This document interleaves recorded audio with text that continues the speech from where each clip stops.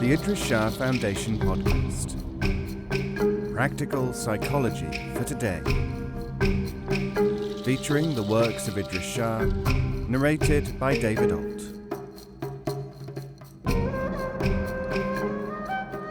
Welcome to the Idries Shah Foundation podcast.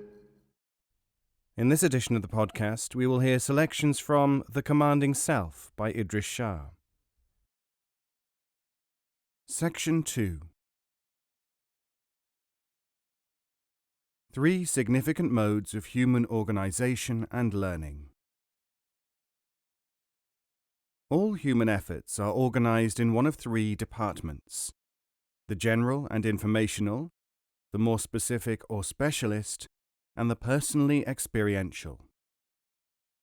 Hence, for example, information about food, organization of food, consumption of food in that area. In the area of religion, we have information and general exegesis, doctrine, followed by application of religious organization, rules and worship, and finally, personal experience of spirituality. All religious systems are based on personal experience, stage 1, which has been codified, stage 2, and applied to a community, stage 3. When the 3 ranges become confused, or if one or other is forgotten, people imagine that the organization is all, or that the rules are paramount, or that neither of these matters since they are seeking only personal illumination. When people agitate for personal experience, they may attack institution or dogma, imagining that these are what stand in the way. What they have in fact encountered as problems is the growth of those areas until they claim to represent, extinguish, or replace personal experience. What has happened is that the balance between the 3 elements is lost, not that one or another of them is paramount or interchangeable with others. Thus, we may know about food or have the apparatus to obtain, taste, and digest it. This does not mean that we are organized to do so, or that we can taste it without obtaining it. Similarly, if we have tasted it, this does not imply that we have the information or organization to recognize or obtain it a second time. This simple formula is so little known that one almost hesitates to enunciate it. It is, however, essential for restoring the balance in access strategy, the retrieval of truth and awareness of fact. The donkey which brought you here. A man came to see me recently, and I could see that he was very agitated. He had read a lot of books, and had been in many groups of seekers, and he had made himself desperate to get into a learning situation. I told him that excitement of this kind, emotionality at this pitch, was a barrier to learning. Now, he had obviously been informed by others in the past that agitation is next to spirituality, and he was not going to give this up without a struggle. He said that it was anxiety and emotionalism which had brought him to me, so how could it be bad? The very fact that he saw things like that, and could not see the flaw in his own reasoning, was a sufficient symptom of his state. So I had to explain it to him. I said, "If you had come to this house on a donkey which brought you here, you would not have been allowed to ride it into my study. It fulfills its function, and then other functions take over." Again, such was his state of excitement that, instead of this appearing, as it was, to be a wholly reasonable statement of the situation, he regarded my information as a kind of masterly inspiration or esoteric analogy. Of course, when one of the symptoms of a person's state is that he cannot understand that he has them, talk tends to be of little use, and that is why people have to be dealt with, not talked to. He will have a chance to recover if he can be induced to behave in the sort of ordinary way in which someone without such pretensions behaves. Because, sadly, aspirations to greater things can sometimes become transformed into a form of pretentiousness, and that is why all valid traditions demand humility. This posture, so often called a virtue, is rather to be looked at as a necessity, a technical requirement. Another example from very recent experience is also a useful illustration of postures. Someone who has been writing to me about one or two people who have tried to attack me keeps trying to get me to hit back, and feels that he himself should take some part in this. I have been writing to him in a calming and reasonable way, but this does not satisfy him. He insists that he should do something because people like that shouldn't be allowed to do what they are doing. The fallacy here, of course, is that my correspondent has no overview and little context. He has failed to ask himself whether he is the man to do the job. People come to me all the time trying to put the world right, or even to put tiny parts of it right. But before you can do that, you have to have the knowledge of how to be truly effective. Heroism is no substitute for effectiveness, and that is the lesson that is needed here. Unluckily, because of the warp in current cultures, one cannot exactly spell this out because people want approval, not information. If they will accept information, they can gain skill and then can become effective. We say this to them. If they won't accept it, this really means that they are rejecting us and, in effect, dictating policy and even tactics. How does this accord with our role? In any teaching situation, one must teach and the other learn. This is why we say, "Will you allow me to teach?" People who are saying, "Will you teach me?" seldom really want to learn. Or at best, they have a priority, that they shall be allowed to carry out their own subjective role first. They are, as it were, interposing a sort of circus between themselves and the teaching situation.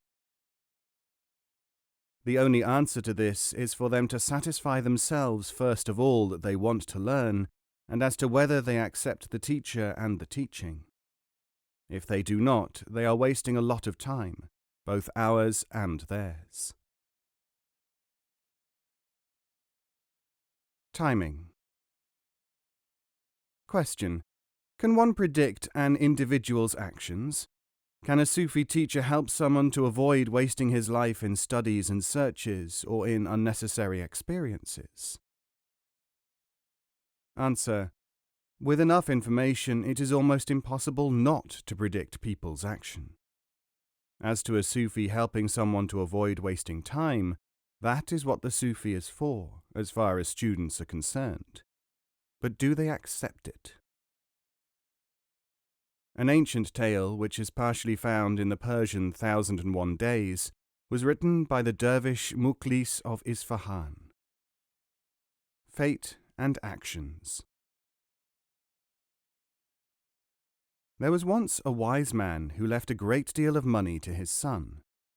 On his deathbed he told him, "If you should ever reach a state of real despair, but not before, open that door yonder, and not until you have literally no food left for even one day's sustenance." As soon as the father died, however, the youth, full of impatience and curiosity, opened the door. Beyond it was a room, and within that room was a rope and a wooden block. A notice on the wall instructed him to get onto the block, put the suspended noose around his neck, and jump. He said to himself, "This is a fine way for a father to behave towards his son." As he turned and left the room, he saw a piece of writing on the wall. If you have not heeded and applied what has been offered to you, much confusion and unnecessary suffering will follow you.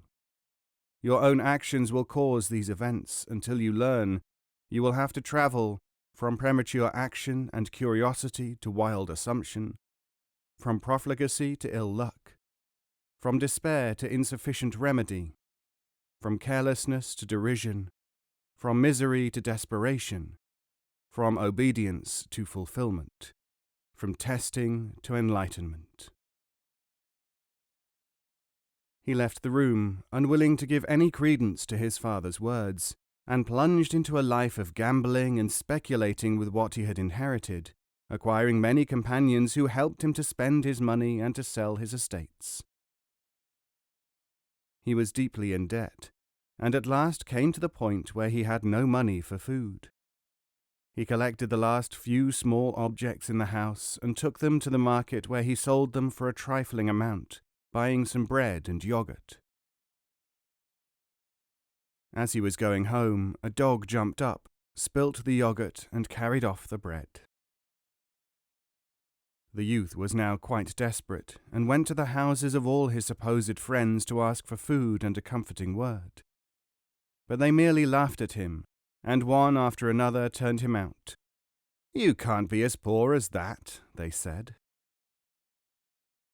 As he sat, hungry and miserable, he thought to himself, "From carelessness with the bread and yogurt to derision from my friends, this is the time of misery as predicted by my father, and misery of this kind certainly leads to desperation." With that, he again entered the room with the rope. He read the notice again: "Stand on the block and hang yourself."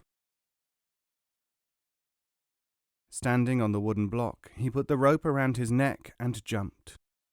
Immediately he did this, the rope broke loose and the ceiling fell, releasing a huge hoard of gold coins which had been hidden in it. "Obedience to fulfillment," cried the youth. He paid his debts and bought back his property. Then he invited all his former friends to a rich banquet. "When I spoke of my poverty," he said, "you did not believe me. Now I will tell you a story. There are a lot of rats in this town who are so voracious that they will eat stones. Some of them specialize in gems and will live only on rubies and emeralds. Hands up everyone who believes this." Everyone present raised a sycophantic hand. "You did not believe in my poverty when I was hungry and wanted something, although it was just a morsel and a kind word which I needed," he said. "And now you believe everything I say, because you want something, my wealth. From testing to enlightenment is my father's teaching, that of a wise man. Get out of my house, all of you, and allow me to return to the path of learning that my own stupidity made so hard for me."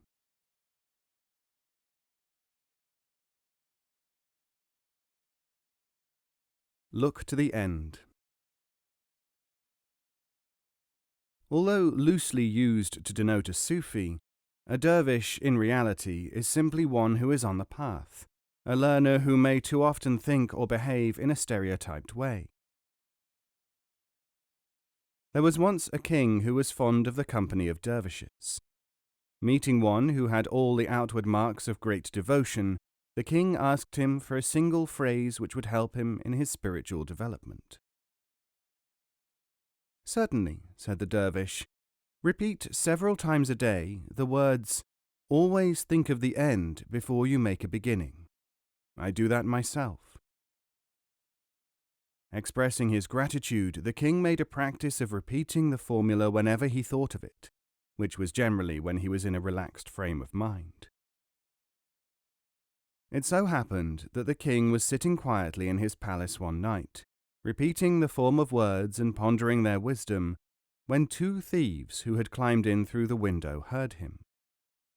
Thinking that the king had mystical or clairvoyant insights, and had seen them although he had his back to them, the thieves were seized with terror and confessed all. The king was delighted.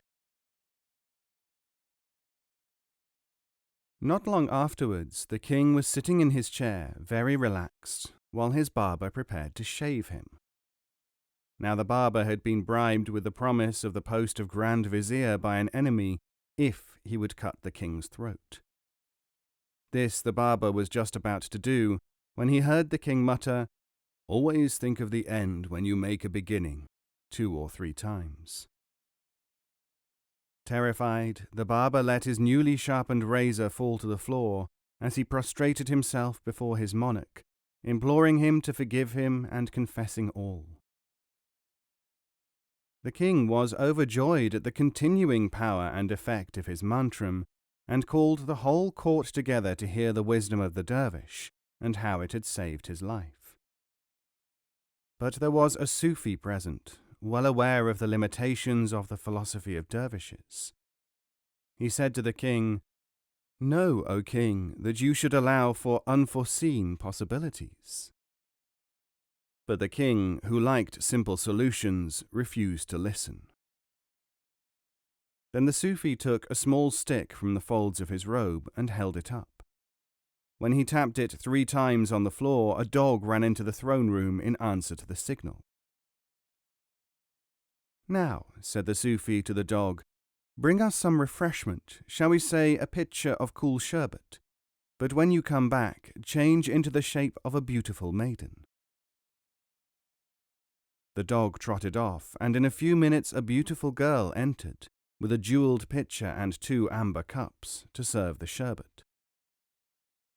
The king was delighted. "Sufi," he said, "give me that magic stick, and I shall give you a bag of my choicest jewels." When the exchange was completed, the king tried out the stick, but nothing happened. He looked at the Sufi with anger, demanding an explanation. The Sufi bowed and said, "Majesty, you look for an end when you make a beginning, but your idea of both the beginning and the end was useless. You did not begin with the real beginning, which should have been to have your own mind matured."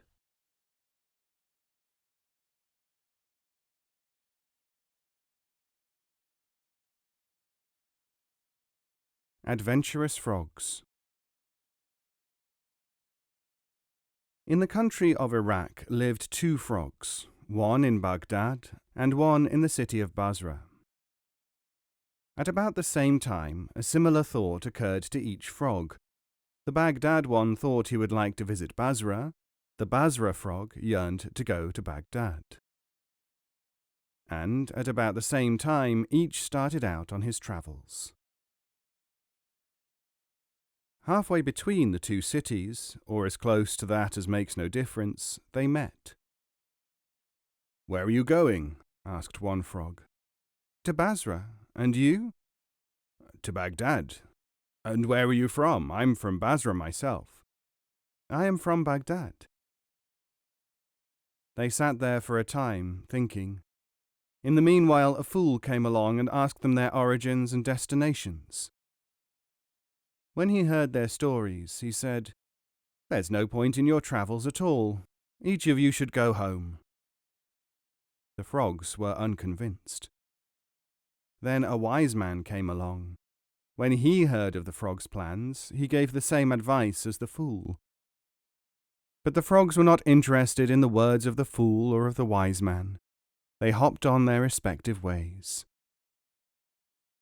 When, however, the frogs had been at their destinations for some time, they realized that both the fool and the wise man had been right. Because, for a frog, no matter how he might feel delight at the journey and its experiences, Baghdad and Basra were so similar, it made little difference where they were. Before you start hopping, you may have to cease being a frog.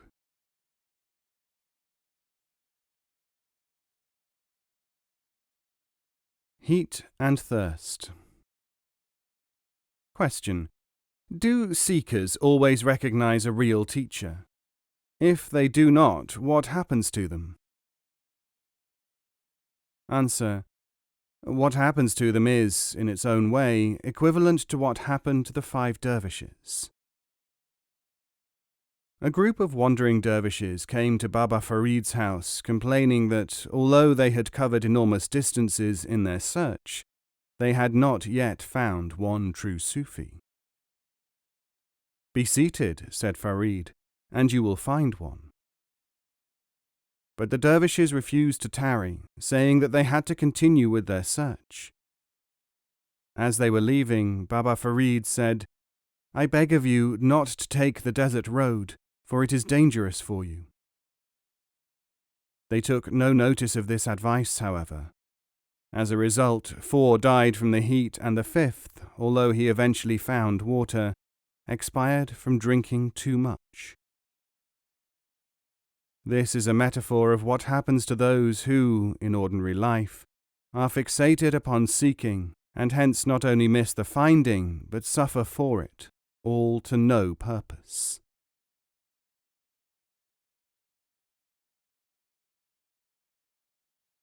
The Conversation of the Birds. Question. I am resolved to enter upon the enterprise of seeking knowledge, and I am determined that I shall succeed. Whatever sacrifices and problems this may involve, I shall read all the books, carry out all the exercises, travel anywhere necessary until I reach my goal. Is there anything wrong about this? Answer. There is a classical Sufi story about a king who was setting out to war. He was accompanied by everything necessary, from gold to arms, from fierce warriors to military bands. No detail of his enterprise had been forgotten. On the way he met a dervish, a poor and weak wanderer who was yet a wise man, reputed to know the language of birds. The dervish told the king, "I know the language of birds, and what they are saying about your majesty." The king said, "Are they pleased that I am set on this path, and that I am determined to succeed?" "They are delighted, your majesty," said the dervish, "for they say, 'This king will ruin so many cities that we shall have abundant nesting places for the rest of time among the fallen buildings.'" This is the answer to your question. You may arrive at a goal by the methods which you mention. The question of the effect which this will have on others, and what your own fate will be, are not reckoned into the scheme. This is why we have the institution of teaching and learning, so that people will not only go forth on the path, but will do so in a manner which is advantageous to everything and every one involved. The basic and the unfamiliar human community. All human societies are based upon, and their continuity and growth are reinforced by, the use of hope, fear, and repetition.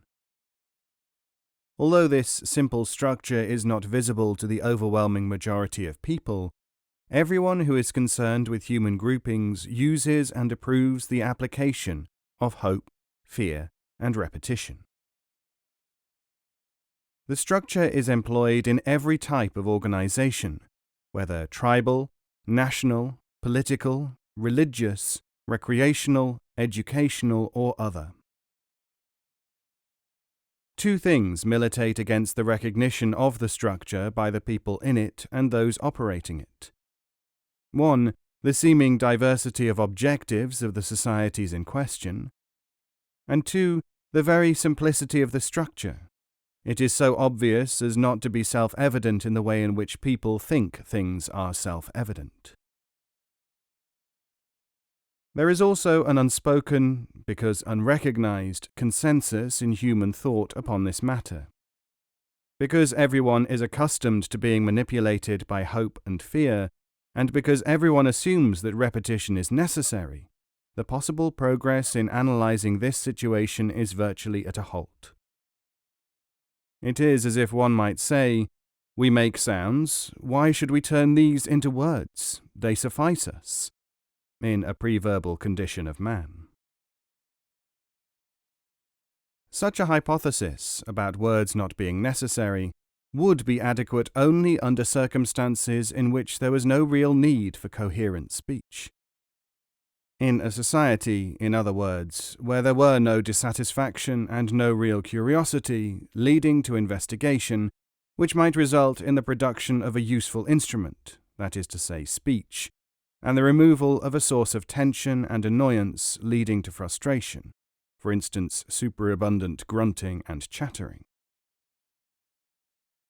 When such statements as the foregoing are made clearly enough, experience shows that they tend to elicit two main automatic reactions. These reactions may be presented as attempts to avoid or resolve the challenge. In fact, they are capable of doing neither. Summarizing the first reaction. Man can learn only by these methods. To abolish them would be to prevent learning and reduce the chances of human cohesion. Summarizing the second reaction. This contention does not prove that there is any other way of learning or organization, or that quality and measure in these techniques exists or needs to exist. Now, it is always difficult to deal with prejudices which provide people with advantages, such as not having to think. It is equally difficult to satisfy people who inwardly, but not admittedly, fear that they might be revealed as shallow, or who fear that the consequences of admitting something unfamiliar might change them. It is difficult. It is not, however, impossible. If it were impossible, the human race would have died out through lack of adaptive capacity. It is true, though, that those who cannot or will not adapt to constructive but unfamiliar information are members of the segment of humanity which does, in the cultural sense, die out. Those individuals, schools of thought and societies which have not adapted to now, that is, unfamiliar information and environmental changes, have died out. The two main reactions just quoted are less plausible than the contentions which they oppose. For that alone they could be dealt with merely by ignoring those who hold them, and regarding the actual fact of holding such opinions as evidence of the incapacity of the person to adapt to unfamiliar ideas, evidence of his relatively poor survival ability. But there is a mechanical trap here, and it is worth observing in passing. People who oppose now or unfamiliar concepts can be made to accept them if the new conception is sufficiently energetically projected. That is to say, there would be no real difficulty in conditioning, by fear, hope, and repetition, these objectors to believe that fear, hope, and repetition were undesirable in quantity or quality. The trap is that you would now have plenty of conditioned people who objected to conditioning because they had been conditioned to object. They would be useless to further understanding, almost by definition, certainly by the crudity of their operational capacity. So, agreement with your original statement, or belief in it, are not what is aimed at. This in itself is a very unfamiliar concept, since virtually all human societies prize above everything agreement and belief.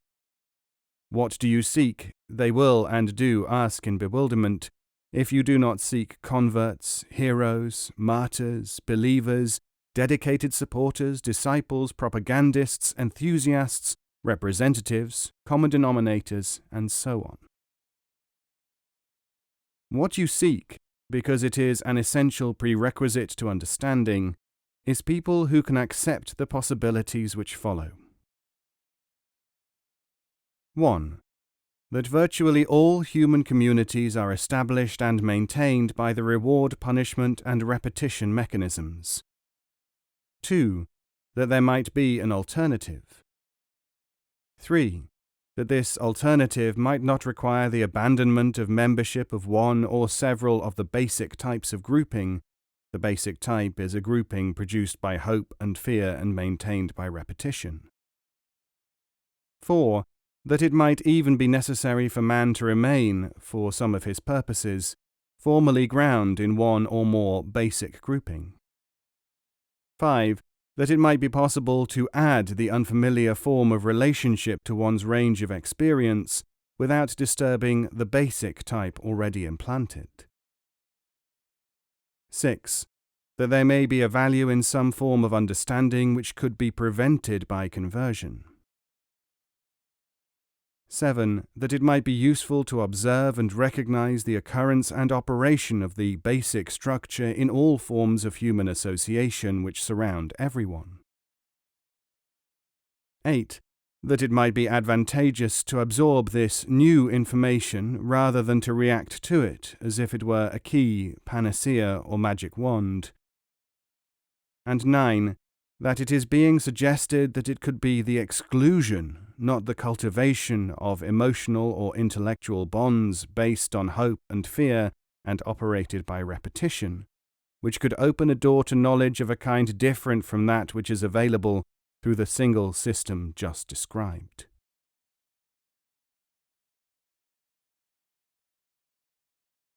Imagination.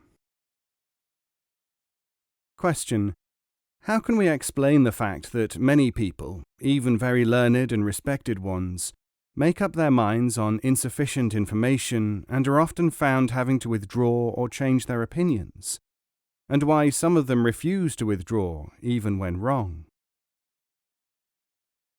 Answer: we do not have to explain it, only to observe it, so that we do not make the mistake of believing that people's ideas are reliable.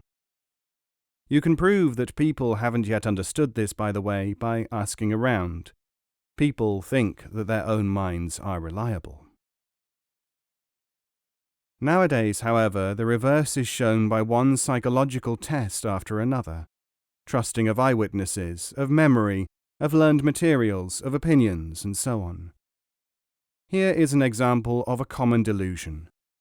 Nobody imagines that the television serial Colditz was factual, or that the British actor Anthony Valentine was really a Nazi officer. But, interviewed by Tim Eubank, he complained that a waitress refused to serve him tea in real life, on the grounds that he was a Nazi officer and reading the mail of prisoners of war. He also mentioned that a car park attendant at Waterloo looked me up and down and said that he didn't like my sort.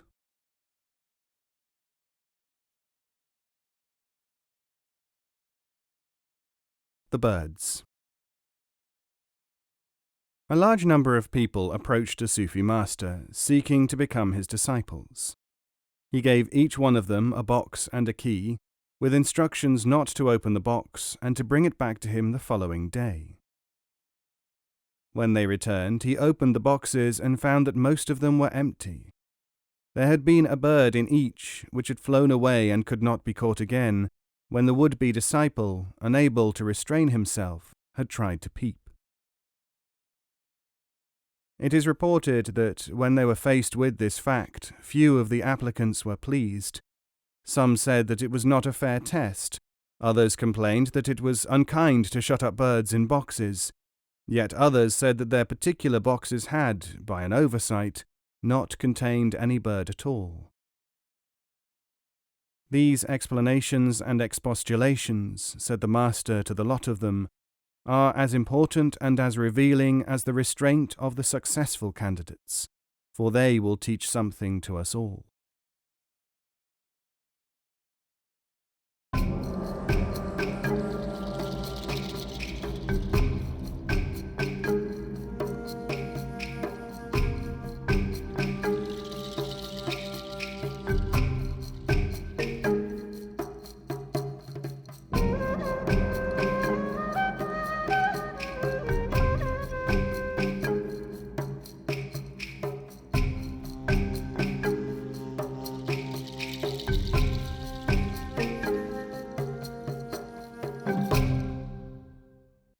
This audio is made available by the Idries Shah Foundation and is copyright 2019.